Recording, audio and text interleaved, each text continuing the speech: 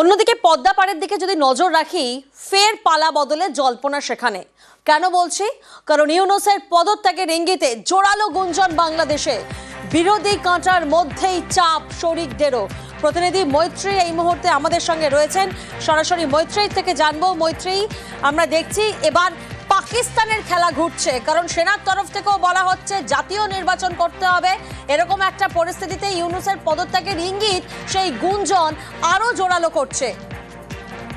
একেবারে দেখো, বাংলাদেশের পালা বদলের পালা কিন্তু বলা যেতে পারে শুরু হয়ে গিয়েছে। তার কারণ পদত্যাগের কথা ভাবতে শুরু করেছেন মোহাম্মদ ইউনূস।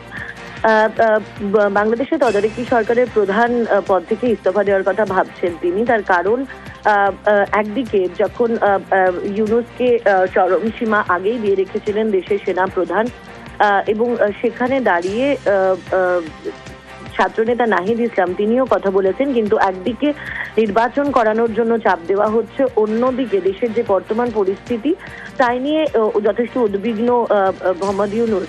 ফলে সেই পরিস্থিতিতে দাঁড়িয়ে তিনি মনে করছেন যে ঘরে বাইরের যে প্রবল চাপ, সেই অবস্থায় সামলানো মুশকিল হয়ে যাচ্ছে মোহাম্মদ ইউনূসের। ফলে পদত্যাগের ইচ্ছা প্রকাশ করেছেন তিনি।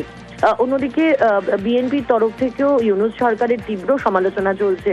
ফলে সব মিলিয়ে একেবারে প্রবল চাপের মুখে মোহাম্মদ ইউনূস, এবং সেখানে দাঁড়িয়েই নিজের পদ ছেড়ে পালানোর কথাই তিনি ভাবছেন।